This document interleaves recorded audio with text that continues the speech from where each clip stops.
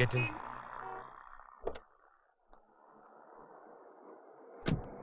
മനുഷ്യന് ചിന്തിക്കാനും സംസാരിക്കാനും സ്വാതന്ത്ര്യം വേണ്ടതുപോലെ തന്നെ ഭക്ഷണത്തിനും വസ്ത്രധാരണത്തിനും വേണമല്ലേ? നിന്റെ ലോ കോളേജിലെ പ്രസംഗം ഞാൻ പത്രത്തിൽ വായിച്ചു. ഇത് പറയാനാണ് ഇങ്ങോട്ട് വന്നത്. പുറത്ത് കാത്തു നിൽക്കുന്നു പറഞ്ഞപ്പോ ഞാൻ വിചാരിച്ചു മാറ്റർ സീരിയസ് ആയിരിക്കും. മാറ്റർ സീരിയസ് ആണോ അല്ലയോ എന്ന് നീ തീരുമാനിക്കും.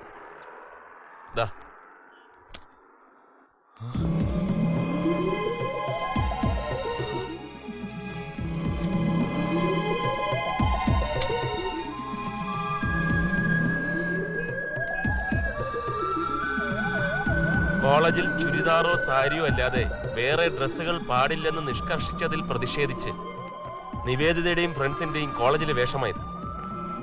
പ്രിൻസിപ്പൾ അച്ചടക്ക നടപടിയെടുത്തപ്പോ ഇവരെന്റെ അടുത്ത് വന്നു. നിന്റെ അനിയത്തി ചോദിക്കുക, ഇതിലെന്താ തെറ്റെന്ന്. ഇത് ഇന്ത്യയാണ്. ഇന്ത്യയിലെ ഏതൊരു പൗരനും ഇഷ്ടമുള്ള വസ്ത്രധാരണ രീതി തിരഞ്ഞെടുക്കാനുള്ള സ്വാതന്ത്ര്യമുണ്ടെന്ന്. ഹൈക്കോടതിയിൽ റിട്ട് കൊടുക്കണമത്രേ. എന്താ കൊടുക്കട്ടെ? സെൻസേഷനിലായിരിക്കും. വക്കാലത്ത് നാരായണൻകുട്ടിയുടെ സഹോദരി വസ്ത്രധാരണ സ്വാതന്ത്ര്യത്തിന് കോടതി വാദിക്കുന്നത് വക്കാലത്ത് നാരായണൻകുട്ടിയുടെ സ്നേഹിതൻ.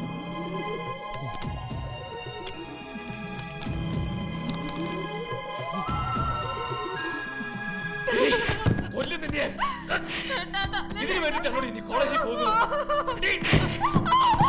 4 പേരുടെ മുഖത്തിന് ഞാൻ എങ്ങനെ നോക്കൂടി? നിന്നെ ഞാൻ ഒരുപാട് സ്നേഹിച്ചടി. അതിന് നീ എനിക്ക് തന്നു.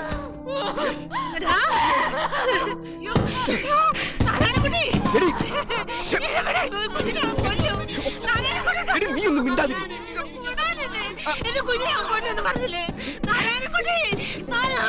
എടി, അവൻ ചെയ്യുന്നത് ശരിയാ.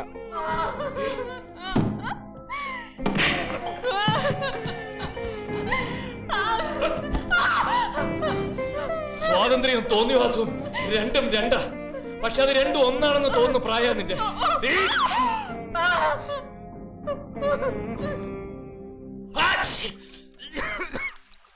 ചുക്കുകാപ്പിയാ, ചൂടോടെ കുടിക്കേ. ഒന്ന് വേർത്ത പനിയൊക്കെ മാറിക്കോളും. അവളിന്ന് കോളേജിൽ പോയില്ലേ? പോകാനൊരുങ്ങ. ഞാനവളെ ഒരുപാട് തല്ലി. നന്നായി, നീ തല്ലിയത് നന്നായി. തല്ലു കൊണ്ടപ്പോഴെങ്കിലും അവൾ അറിഞ്ഞല്ലോ. ഇല്ലെങ്കിൽ നമ്മുടെ മോള് കൈവിട്ടു പോകാനടി. അവക്ക് നല്ല ബുദ്ധി തോന്നിച്ചതിന് മുത്തപ്പന് 4 കുപ്പി മൂത്ത കള്ളു വെക്കുന്നു. പള്ളി കുറഞ്ഞൊന്നും തല വരത്തില്ല. ദൈവദോഷം പറയാതെടി.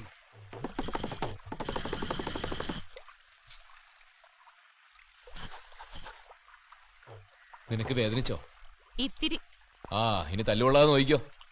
തല്ലിയതിനല്ല, നിയമം എല്ലാവർക്കും ഒരുപോലെയാണെന്ന് വാദിക്കുന്ന ഏട്ടൻ സ്വന്തം അനിയത്തിയുടെ കാര്യം വന്നപ്പോ ചുവട് മാറ്റിയല്ലോ. നീ എന്നെ ഏട്ടാ, വേദനിച്ചതിലേറെ സന്തോഷമായി എനിക്ക്. ഏട്ടൻ എന്നോട് ഇത്രമാത്രം സ്നേഹമുണ്ടെന്ന്.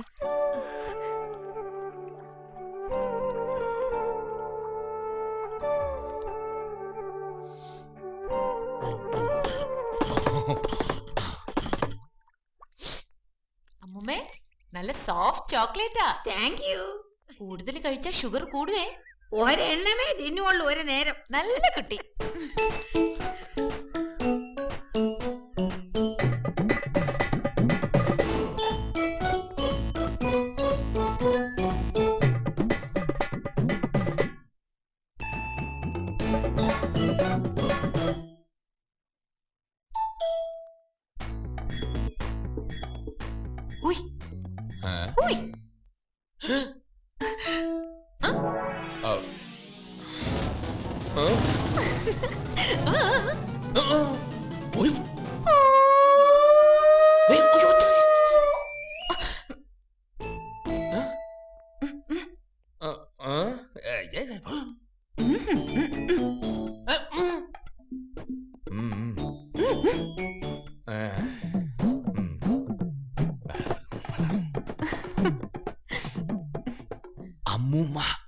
അമ്മൂമ്മ ഞാൻ കൈക്കൂലി കൊടുത്ത് ഒതുക്കി.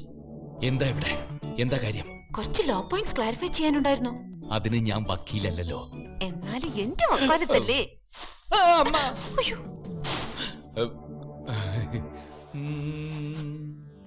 അമ്മ ആരോമലുണ്ണി അമ്മ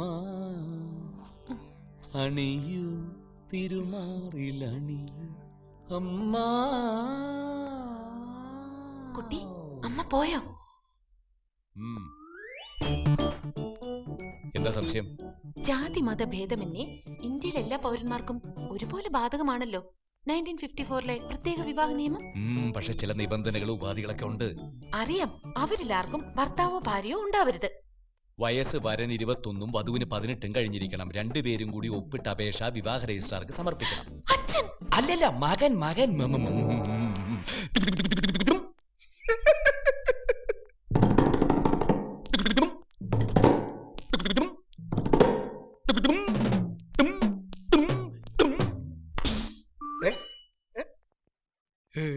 ഗിഞ്ചറ പൊട്ടിപ്പോയി. നോട്ടീസിന്റെ കോപ്പി നോട്ടീസ് ബോർഡിൽ പതിച്ച് നോട്ടീസ് പതിച്ച് 1 മാസം കഴിഞ്ഞാൽ കല്യാണം കഴിക്കാം. 3 സാക്ഷികൾ വേണ്ടേ രജിസ്ട്രാറുടെ മുമ്പാകെ? 3 വേണം. എ ആയ ഞാൻ, ബി ആയ നിന്നെ എന്റെ നിയമാനുസൃത ഭാര്യയെ സ്വീകരിക്കുന്നു. ബി ആയി ഞാൻ, എ ആയി നിന്നെ എന്റെ നിയമാനുസൃത ഭർത്താവായി സ്വീകരിക്കുന്നു. എങ്കിലല്ലേ വിവാഹം പൂർത്തിയാവൂ? അങ്ങനെ വേണം. കുക്കു എന്ന ക്രിസ്ത്യൻ യുവതിക്ക് നാരായണൻകുട്ടി എന്ന ഹിന്ദു യുവാവിനെ വിവാഹം കഴിക്കാൻ താല്പര്യമുണ്ട്. നിർദ്ദിഷ്ട ഫോറത്തിൽ ഞാൻ ഒപ്പുവെച്ചിട്ടുണ്ട്. ഇതാ, നാരായണൻകുട്ടിക്ക് കുക്കുനെ ഇഷ്ടമാണെങ്കിൽ ഇതിലൊപ്പിടാം, അല്ലെങ്കിൽ കീറിക്കളയാം.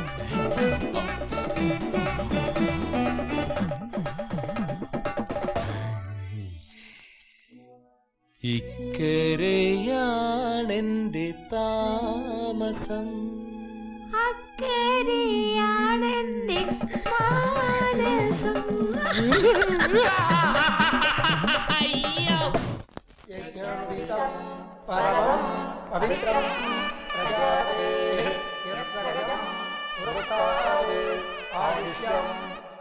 வணக்கம் சார், வந்ததுல ரொம்ப சந்தோஷம். இது சாரோட வைஃப். இது பௌர்ணமி, இது அமாவாசை, என்னோட ஒய்ஃப். இந்த அமாவாசையோட சிஸ்டரோட மேரேஜ் ஆக்கும்.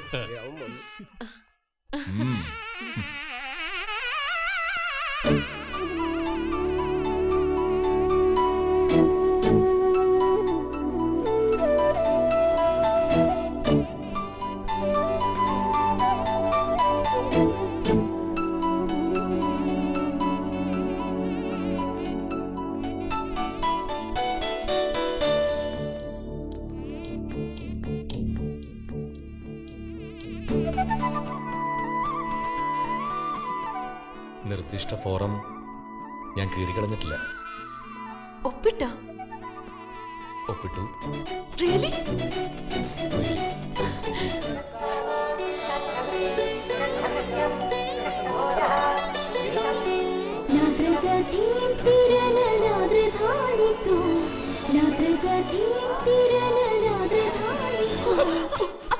എന്താ എന്നതാ ഇത്?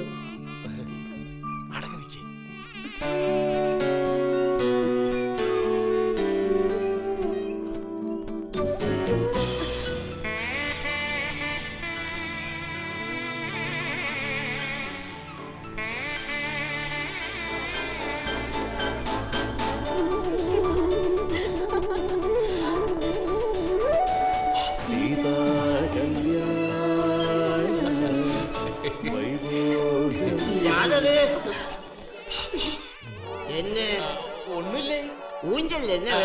കോലം പൊട്ടിക്കാലോ, കാല് വഴുക്കിയെടുത്ത് ചന്തി ഊഞ്ചാലെ പെട്ടുകൊടുത്ത് ആടിയിട്ടേ അവളോതാൻ.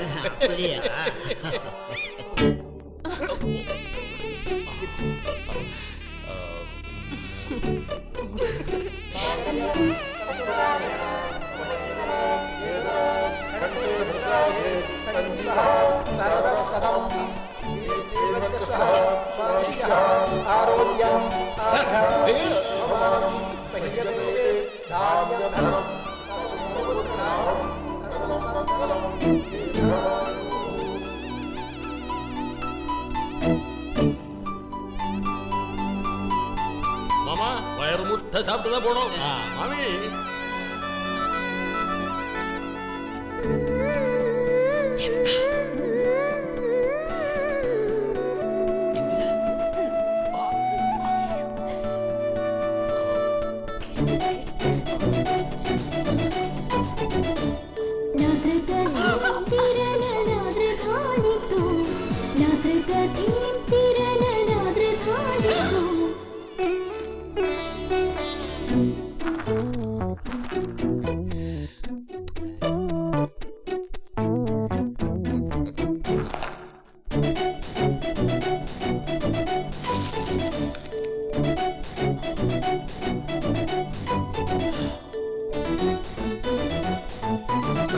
சாப்பாடு ரெடியா? தெரியாம பட்டுருச்சு. சாப்பாடு ready.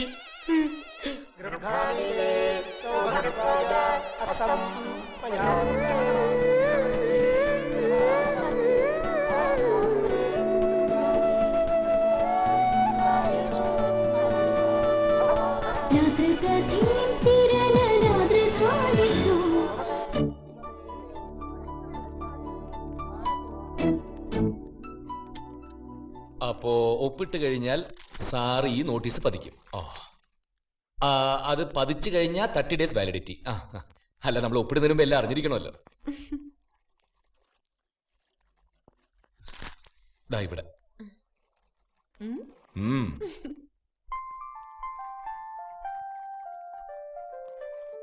All the best. Oh. Wish you happy and prosperous married oh, life. അതിനൊക്കെ സമയമാണെന്ന് ഇനി പൊട്ടിച്ച് എത്ര ദിവസം കഴിച്ചിട്ട്. പിടിച്ചാട്ടെ, ഇത് ഇങ്ങോട്ട് പിടിച്ചാട്ടെ, അങ്ങോട്ട് ഇട്ടാട്ടെ.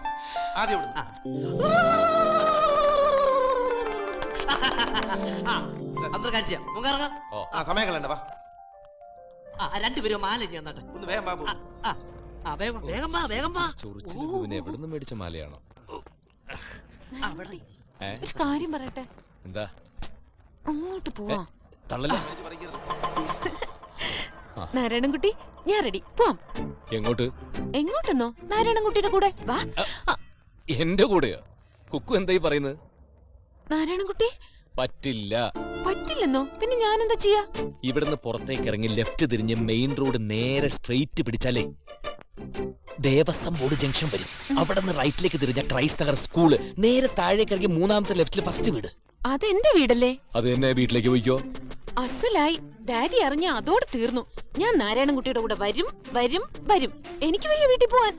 കുക്കു, അതെങ്ങനെയാ ശരിയാവുക? നമ്മുടെ കല്യാണം കഴിഞ്ഞിട്ടില്ലല്ലോ. അതിനുള്ള നോട്ടീസ് കൊടുത്തിട്ടില്ലേ ഉള്ളൂ.